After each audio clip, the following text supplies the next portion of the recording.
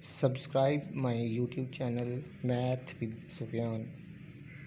अच्छा जी, अस्सलाम वालेकुम जी। हमारा टॉपिक है geometric sequence.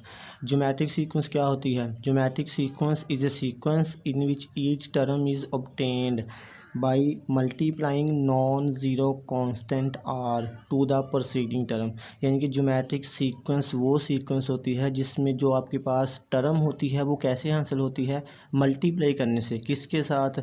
Non zero constant are, यानी कि आपने आर से मल्टीप्लाई करना है। ये नॉन ज़ीरो है। नॉन ज़ीरो का मतलब कि ये हमेशा पॉजिटिव होता है और ज़ीरो भी इसमें शामिल है। ठीक है, तो to the proceeding term, proceeding का मतलब पीछे वाली, यानी कि आपने पीछे वाली टर्म को आर से मल्टीप्लाई करना है तो आपके पास जो नेक्स्ट टर्म हासिल होती जाएगी ना, तो वो ज्योमेट्रिक सीक्वेंस होगी। ठीक है, तो सीक्वेंस की डेफिनेशन आपने शुरू में देखी थी चैप्टर के। सीक्वेंस जो होती है जिसमें एलिमेंट नंबर जो होते हैं इसको हमने एक ऑर्डर के साथ लिखा होता है। यानी कि ये जो होता है A1 ये फर्स्ट टर्म है और ये सेकंड टर्म है, ये थर्ड है और ये फोर है। ठीक है, तो यहाँ पे A1 जो है ये फर्स्ट टर्म है और जो R आ रहा है ना इसके साथ मल्टीप्लाई हो रहा है, यानी कि ये फर्स्ट टर्म के साथ R मल्टीप्लाई हो रहा है तो सेकंड टर्म आ रही है। फिर इस तरह सेकंड टर्म के साथ फिर से R मल्टीप्लाई हो रहा है तो थर्ड टर्म आ रही है। फिर थर्ड टर्म के साथ फिर R मल्टीप्लाई हो रहा है तो फोर्थ टर्म आ रही है। तो R जो है ना ये एक कॉमन रेशियो है। कॉमन रेशियो का मतलब कि अगर आप सेकंड टर्म को फर्स्ट टर्म से डिवाइड करें, इस तरह मैं A1 R और उसको फर्स्ट टर्म से डिवाइड करूँ A1, तो ये आपके पास आंसर क्या आएगा? आर आएगा। फिर मैं थर्ड टर्म को सेकंड टर्म से डिवाइड करूँ फिर भी आपका आंसर आर आएगा। ये थर्ड टर्म है और ये A1 are first second term है, तो ये ए से ए कैंसिल और ये एक आर से एक आर कैंसिल, तो एक आर बचेगा। तो फिर से आर कॉमन रेशियो आ रहा है। अगर आप फोर्थ टर्म को थर्ड टर्म से डिवाइड करेंगे फिर भी आपका आंसर आर आएगा, यानी कि आर जो है ना ये कॉमन रेशियो है। ये डिवाइड करने के बाद जो आर सेम आ रहा है यानी कि कॉमन रेशियो जो है सेम आ रही है। यहाँ पे डेफिनेशन में था नॉन ज़ीरो कांस्टेंट। कांस्टेंट का मतलब होता है सेम, यानी कि जो आर आ रहा है ना आपका कॉमन रेशियो ये सेम होगा, यानी कि आपने हर टर्म को आर से मल्टीप्लाई करेंगे तो आपकी नेक्स्ट टर्म आती जाएगी।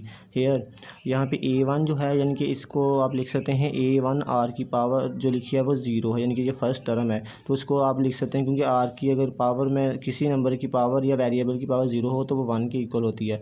तो मैं इसको R की पावर ज़ीरो यानी कि ये 1 के इक्वल है तो इसको मैं ऐसे लिख सकता हूँ A1 R की पावर ज़ीरो। और R की पावर ज़ीरो को मैं ऐसे भी लिख सकता हूँ 1 - 1 फिर भी वो ज़ीरो होता है।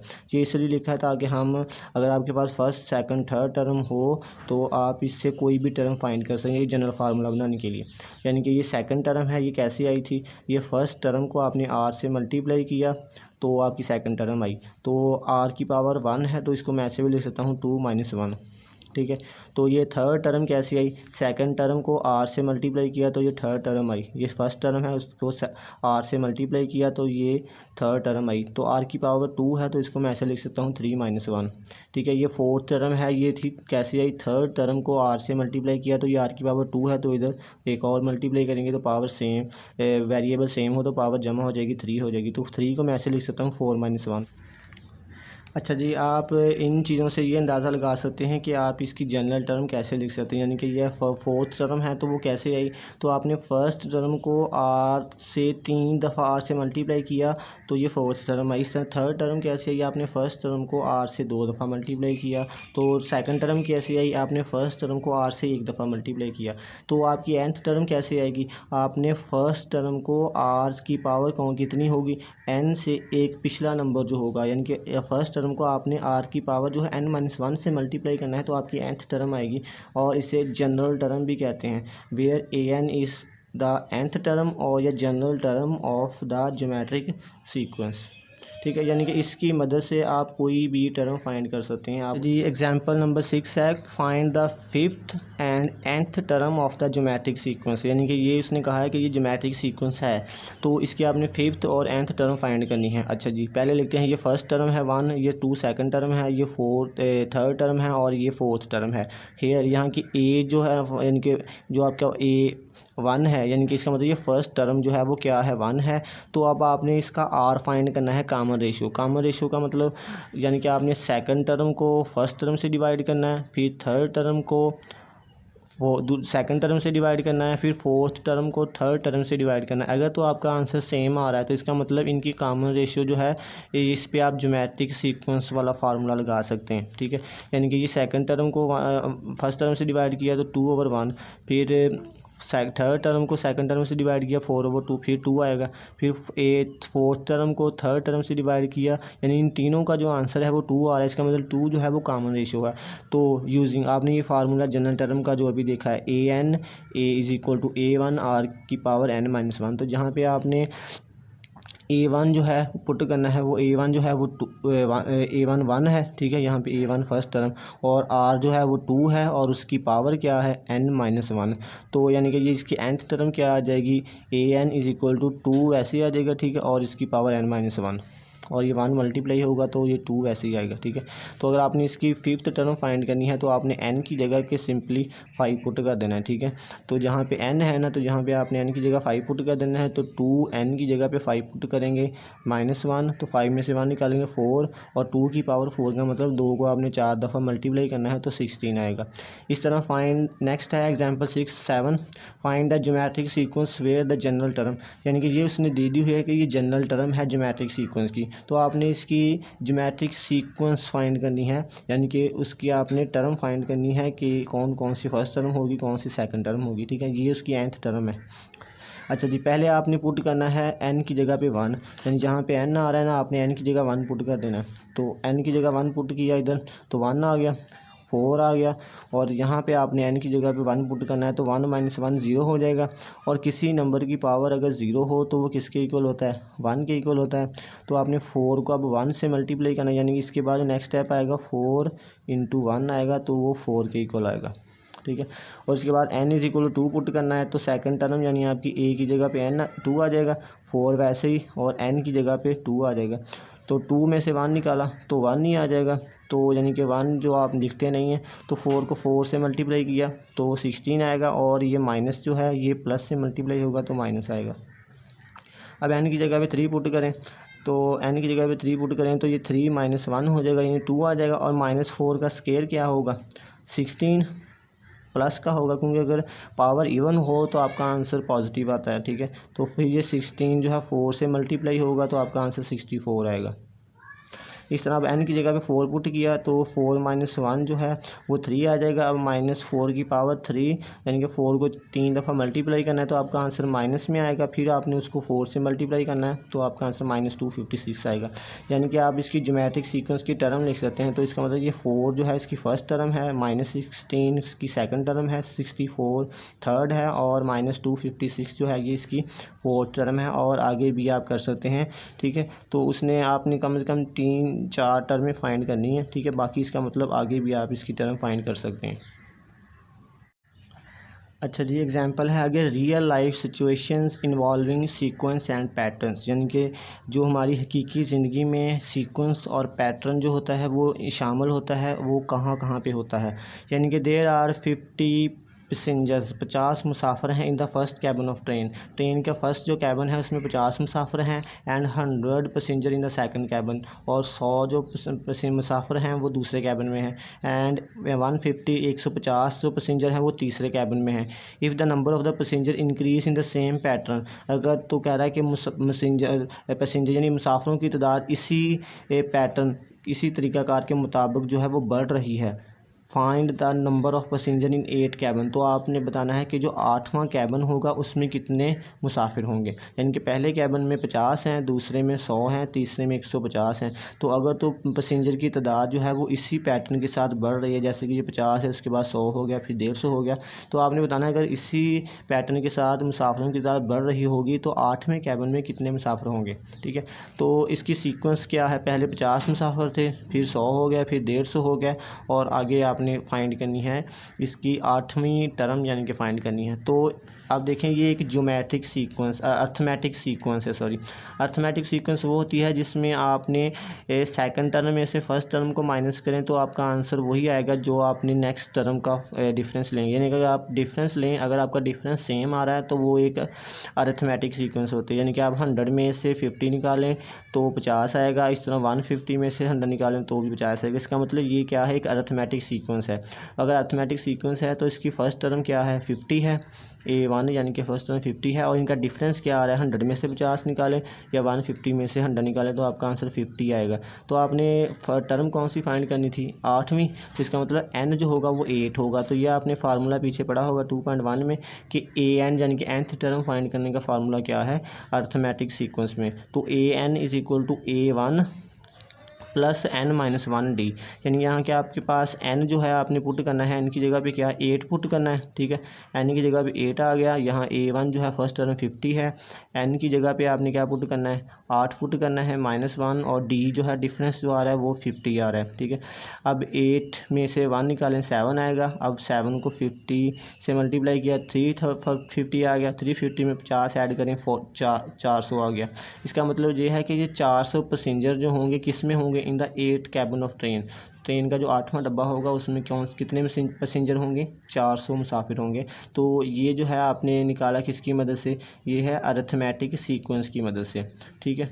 एग्जाम्पल नंबर 9 है, एक car travel 250 meter in first minute. एक कार है वो 1 मिनट में 250 मीटर फासला कवर करती है और 350 मीटर करती है दूसरे 2 मिनट्स में और 500 मीटर करती है 3 मिनट में, 700 मीटर करती है 4 मिनट में। If the car increase its distance travel in each minutes, यानी कि अगर हर मिनट्स में कार का जो फासला है वो क्या हो रहा है इंक्रीज़ हो रहा है विद सेम पैटर्न, इसी पैटर्न के साथ इसी असूल के साथ, अगर तो हर मिनट के साथ कार का जो फासला है वो इंक्रीज़ हो रहा है, जैसे वो 250 था 1 मिनट में, फिर 2 मिनट में 350 हो गया, फिर 500 हो गया, फिर 700 हो गया। तो find the distance of car travel in 7 minutes, तो आपने 7 मिनट्स में बताना है कि कार कितना फासला कवर करेगी अगर इसी पैटर्न के साथ जो कार का जो फासला है ना वो इंक्रीज़ हो रहा है। अच्छा जी, पहला आपका सीक्वेंस क्या होगी, पहले आपके पास है 250 मीटर फासला कवर करती है, फिर आ गया 350 सेकंड टर्म, फिर आ गया 500 तीसरी टर्म और फिर आ गया 700। तो अगर आप 350 और 250 का डिफरेंस लें, 350 में से 250 निकालें 100 आएगा, फिर इन दोनों का डिफरेंस लें तो आपके पास 150 आएगा, इन दोनों का डिफरेंस लें तो 200 आएगा। तो इसका मतलब ये है कि आपने 250 में 100 ऐड करेंगे तो 350 आएगा, ठीक है। 350 में क्या ऐड करेंगे 500 आएगा यानी कि 150। अब 500 में आपने 200 ऐड किया तो 700 आएगा। इसका मतलब 700 में अब आपने क्या ऐड करना है वो इससे पता चलेगा, ये 100 है, इसके बाद इसका मतलब इसमें 50 ऐड किया 150 आएगा, फिर 50 ऐड करेंगे 200 आएगा, इसका मतलब फिर इसमें 50 ऐड करेंगे क्या आएगा 250 आएगा। इसका मतलब 700 में आपने 250 ऐड करना है तो आपकी नेक्स्ट टर्म आएगी, ठीक है। ये आपकी कौन सी टर्म है 1 2 3 4, ये चौथी टर्म है। तो 5वीं टर्म कैसे आएगी आपकी, ये 5वीं टर्म आपने 700 में 250 ऐड करने हैं तो आपकी कौन सी टर्म आएगी 5वीं, 950 आ गया यानी कि यहाँ पे अगर आता है तो, ठीक है। अब 950 में आपने क्या करना है, ये इससे टर्म होगी ये वाली, ठीक है। अब 950 में आपने क्या ऐड करना है, ठीक है। 950 में अब देखें ये 200 था, ये 250 था, अब 250 के बाद दोबारा इसमें 50 ऐड करेंगे क्या आएगा 300 आएगा, यानी कि 950 में आपने क्या ऐड करना है 300 ऐड करना है। तो आपकी नेक्स्ट टर्म क्या आएगी, ये 950 में 300 ऐड करेंगे 1250 आ जाएगा, ये 300 ऐड किया, ठीक है। अब 300 के बाद इसमें 250 में दोबारा क्या ऐड करूँगा मैं 300 में फिर 50 ऐड करूँगा 350, तो 1250 में 350 ऐड करूँगा तो ये 1600 आ जाएगा। इसका मतलब जो इसका 7th मिनट यानी कि 7वीं टर्म क्या लगेगा 7th मिनट के बाद जो उसका फासला कितना हो जाएगा वो 1600 मीटर हो जाएगा, ठीक है। Hence the car will travel 1600 meter in 7 minutes. इसका मतलब जो कार होगी वो 7 मिनट में 1600 मीटर फासला कवर करेगी। एक्सरसाइज है 2.3, which of the following sequences are geometric. आपने बताना है कि इनमें से कौन सी जो सीक्वेंस है वो ज्योमेट्रिक सीक्वेंस है। इफ़ सीक्वेंस इज़ ज्योमेट्रिक, अगर तो ये भी बताना है कि अगर वो ज्योमेट्रिक सीक्वेंस है then find the common ratio. तो आपने इनमें से कॉमन रेशो फाइंड करनी है कि वो कौन सा नंबर इनमें से कॉमन रेशो होगा अगर ये ज्योमेट्रिक सीक्वेंस है। चलें देखते हैं। अच्छा जी, ये सीक्वेंस दी हुई है, यानी कि पहली टर्म है इसकी 1, सेकंड है 2, थर्ड है 3 और फोर्थ टर्म है 4। तो आपने बताना है क्या ये ज्योमेट्रिक सीक्वेंस है कि नहीं है। तो देखते हैं। तो पहले ये जो फर्स्ट टर्म है इसको लिखते हैं हम, यहाँ A1 क्या है, यानी कि फ़र्स्ट टर्म क्या है इसकी 1 है। तो नेक्स्ट आपने देखना है कॉमन रेशो R का मतलब है कि आपने सेकंड टर्म को फर्स्ट से डिवाइड करना है, 2 को आपने फर्स्ट से डिवाइड करना है, अब आपने थर्ड टर्म को 2 से डिवाइड करना है, तो 2 को 1 से डिवाइड किया, ये तो 2 आ गया। अब दोबारा आर को आपने यानी कि थर्ड टर्म को अब सेकंड टर्म से डिवाइड करना है, 3 इज इक्वल डिवाइड बाई 2, तो ये 3/2 आ गया। अब आर है, अब आपने फोर्थ टर्म को थर्ड टर्म से डिवाइड करना है, 4/3, तो ये 4/3 आ गया। इसका मतलब क्या है, जो आर आ रहा है ना वो कॉमन रेशियो हर एक का सेम नहीं आ रहा, हर एक का डिफरेंट आ रहा है। इसका 2 आ रहा है, इसका 3/2 आ रहा है, इसका 4/3 आ रहा है। इसका मतलब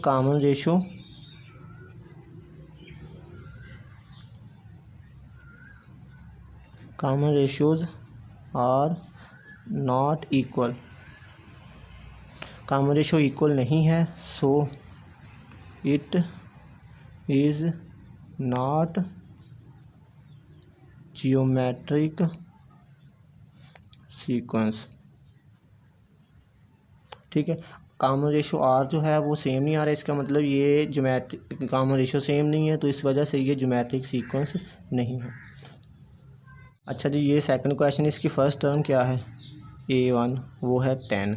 तो आर अब आप देखें क्या है, आर क्या है, आपने सेकंड टर्म को फर्स्ट से डिवाइड करना है, यानी कि 100 को आपने डिवाइड करना है 10 से, तो ये 1 0 से 1 0 कटे, बाकी क्या बचा, 10 आएगा।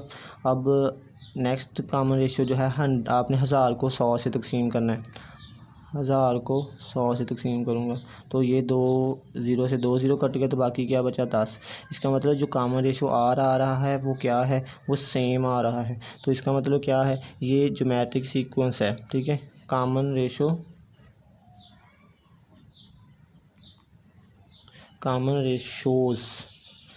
Are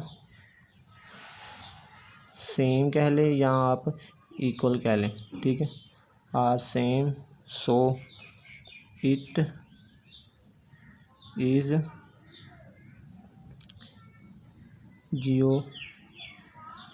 geometric sequence. अच्छा, उसने ये भी पूछा था कि अगर ये ज्योमेट्रिक सीक्वेंस है तो उसकी कॉमन रेशियो क्या होगी। ठीक है, यहाँ पे लिखना है ज्योमेट्रिक सीक्वेंस आर सेम, तो वो आप साथ ये भी लिख दें, विच इज़ 10। ठीक है, आप यहाँ पे साथ ये भी लिख दें कॉमन रेशियो आर सेम है, जो कि क्या है, विच इज़ 10 है, so it is geometric sequence. ठीक है। अच्छा जी, यहाँ पे फर्स्ट टर्म क्या है आपके पास, ये फर्स्ट टर्म है, ये सेकंड है, ये थर्ड है, तो A1 जो है आपकी फर्स्ट टर्म क्या है, वो 2 है। ठीक है, आर क्या है, आर को आपने कैसे आंसर करना है, अपनी सेकंड टर्म को पहले फर्स्ट से डिवाइड करना है, 4/2, तो ये आपका आंसर क्या आएगा, 2 आएगा। आप थर्ड टर्म को फिर आपने सेकंड टर्म से डिवाइड करना है, 8/4, तो ये से कट गया, 2 आ गया। तो आपने क्या लिखना, कॉमन रेशियो जो क्या है वो इक्वल है। ठीक है, CO common ratios are equal which is 2। ठीक है, जो कि क्या है वो 2 है, so it is geometric sequence. ठीक है, तो क्या होगी, ये ज्योमेट्रिक सीक्वेंस होगी। अच्छा जी, नेक्स्ट क्वेश्चन है 4, यानी कि यहाँ पे आपके पास फर्स्ट टर्म क्या है, A1 वो 16 है। ठीक है, आर क्या होगा, आपने सेकंड टर्म को पहले फर्स्ट टर्म से डिवाइड करें, 8/16, ये कटिंग करेंगे तो ये 1/2 आएगा। ठीक है, अब दोबारा आर क्या होगा, आपने थर्ड टर्म को सेकंड टर्म से डिवाइड करना है, 4/8, तो ये भी कटिंग करेंगे, 4 1 4 4 2 8, तो ये भी 1/2 आएगा। इसका मतलब ये भी क्या है, कॉमन रेशियो क्या है, common ratios are equal which is 1/2। ठीक है, so it is geometric sequence. ठीक है। अच्छा जी, 5वां पार्ट है, यहाँ पे फर्स्ट टर्म क्या है आपके पास, A1 क्या है वो 6 है, और R क्या होगी, 18 को 6 से डिवाइड किया, 6 एक बार 6 6 3 18, यानी कि 3 आ गया। फिर से आप डिवाइड करें, 24 को अब डिवाइड करना है 18 से, तो इसकी कटिंग करें तो 3 से करें तो ये 8 आएगा, 8 3 24, फिर इसकी 3 से करें तो 6 आएगा, 6 3 18, फिर इन दोनों की कटिंग करें तो क्या आएगा, ये 2 से कटेगा तो 4 आएगा, ये 2 से कटेगा तो 3 आएगा, यानी इसका आंसर आएगा 4/3। तो इसका मतलब ये रेशियो आर जो है और ये जो है वो सेम नहीं है, तो common ratios are not equal. ठीक है, तो अब इक्वल नहीं है, so it is not geometric sequence. ठीक है। अच्छा जी, क्वेश्चन नंबर 6 देखें। यहाँ पे फर्स्ट टर्म क्या है आपके पास 1 है, तो आर क्या हो गया, आपने इसको इससे डिवाइड करना है 1 डिवाइडेड बाई 1, तो आंसर क्या आएगा आपका 1 आएगा। फिर आर, अब थर्ड टर्म को आपने सेकंड टर्म से डिवाइड करना है, 0 डिवाइडेड बाई 1 क्या आएगा 0, 0 को किससे भी डिवाइड करेंगे वो 0 ही आएगा। और नेक्स्ट आर 1 को आपने 0 से डिवाइड करना है 1/0, तो 1 को अगर आप बटे में अगर 0 नहीं आना चाहिए, ठीक है, तो ये अनडिफाइन होएगा, यानी कि ये इन्फिनिट आएगा, आप कैलकुलेटर पे इसका आंसर नहीं आएगा। ठीक है, वो साइंटिफिक एरर बताएगा। ठीक है, इसका मतलब कॉमन रेशियो जो आ रही है वो क्या है, वो सेम नहीं है। Common ratios are not equal, so it is not geometric sequence।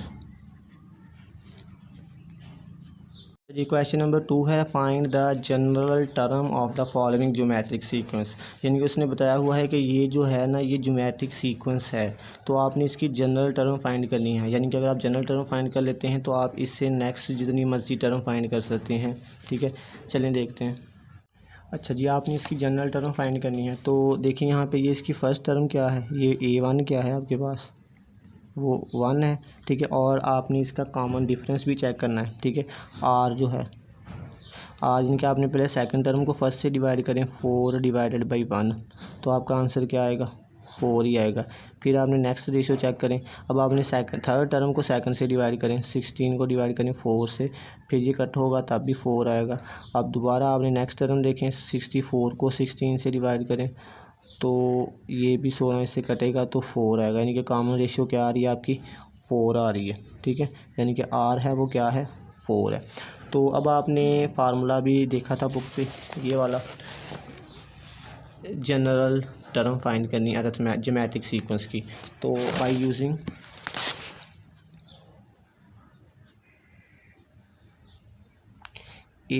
an is equal to a1 first term और r की पावर उससे n-1। ठीक है, यहाँ पे आपके पास a1 भी है और r भी है, तो आप इसके nth टर्म फाइंड कर सकते हैं। a1 की जगह पे आपने पुट करना है 1 और r की जगह पे पुट करना है 4 और उसकी पावर आ जाएगी n-1। तो 4 जब इससे मल्टीप्लाई होगा तो 4 की पावर क्या आ जाएगी n-1 an, यानी कि ये उसकी आ जाएगी nth टर्म। अच्छा जी, नेक्स्ट क्वेश्चन है, यहाँ पे a1 क्या है आपके पास फर्स्ट टर्म वो 6 है, और r क्या है आपके पास, पहले आप सेकंड टर्म को फर्स्ट टर्म से डिवाइड करें, 12 को आपने 6 से डिवाइड किया, ये इससे कटेगा तो 2 आएगा। फिर आपने थर्ड टर्म को इससे डिवाइड करें, 24 डिवाइडेड बाई 12, तो ये इससे कटेगा तो आपका 2 आएगा। फिर आप नेक्स्ट कटिंग करें, 48 को डिवाइड करें 24 से, तो ये भी 24 1 बार 24, 24 2 48, ये भी से कटा। इसका मतलब आर जो है कॉमन रेशियो क्या आ रही है वो 2 आ रही है। तो आपने यूजिंग क्या करना है formula, by using an is equal to a1 r की पावर n-1, तो आपने वैल्यू पुट करनी है a1 की और r की। a1 क्या है आपके पास 6 है ये वाला, ठीक है 6 आएगा, और r क्या है आपके पास 2 है, तो 2 की पावर n-1। तो आप इसको कैसे लिख सकते हैं, फिर 6 वैसे ही आ जाएगा और 2 की पावर n-1 आ जाएगी। आप इसको ब्रैकेट में लिख दें ताकि इससे पता चले कि ये 2 की पावर n-1 है, तो ये आ गया आपकी nth टर्म। तो अगर आप इससे कोई भी टर्म फाइंड कर सकते हैं, अगर आप n की जगह पे 1 लगा दें तो फर्स्ट टर्म आ जाएगी, 2 लगा दें तो सेकंड, 3 लगा दें तो थर्ड टर्म। अच्छा जी, तीसरा पार्ट है, यहाँ पे फर्स्ट टर्म आपके पास क्या है 15 है, ठीक है, a1 क्या है आपके पास 15 है। अब आपने कॉमन रेशियो r फाइंड करनी है, तो क्या करना आपने, r है, यानी कि सेकंड टर्म को फर्स्ट से डिवाइड करें, फिर 45 को डिवाइड कर रहा हूँ पहले मैं 15 से, तो ये 5 से कट जाएगा, या 15 से काट लें, 5 3 15 और ये 5 से काटेंगे 9 से कटेगा। फिर ये 3 एक बार 3 3 3 9, यानी कि आर क्या आ गया आपका 3 आ गया। फिर नेक्स्ट रेशो देखिए, कॉमन रेशो सेम आ रहा है कि नहीं। 135 को डिवाइड करूँगा 45 से, तो देखेंगे 3 से कर लें या 5 से कर लें। पहले 5 से करूँगा तो ये 9 आएगा, 9 5 45। फिर इसको 5 से करूँगा 5 2 10 आएगा, इधर कितने बचेंगे 35, और फिर ये 7 से कटेगा। फिर दोबारा इनको 3 से कटिंग करें तो ये 3 आएगा, और इसकी कटिंग करें तो 9 आएगा। फिर इन दोनों की कटिंग करें 3 1 3 और 3 3 9, यानी कि कॉमन रेशो क्या आ रहा है 3। इसका मतलब कॉमन रेशो दोनों का सेम आ रहा है, तो वो 3 है। तो by using an is equal to a1 r की पावर n-1, ठीक है। तो a1 आपके पास आया है 15, और r क्या आया आपके पास 3, और उसकी पावर क्या आ जाएगी n-1, तो ये आ गया आपकी nth टर्म। अच्छा जी, चौथा पार्ट है। यहाँ पे फर्स्ट टर्म आपके पास क्या है 200 है। अब r क्या हो गया, आपने पहले 100 को डिवाइड करना है 200 से, तो ये 2 0 से 2 0 कट गया, तो बाकी क्या बचा 1/2। अब नेक्स्ट कॉमन डिफरेंस देखते हैं, common ratio sorry.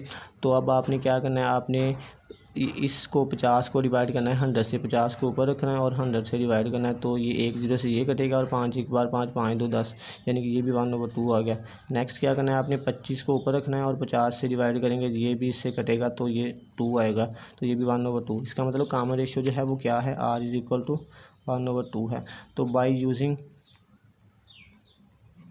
an is equal to a1 r की पावर n-1, तो a1 क्या है आपके पास 200 है, और r क्या है आपके पास 1/2 है, और उसकी पावर क्या आ जाएगी n-1 आ जाएगी, यानी कि ये आ गया आपके पास nth टर्म।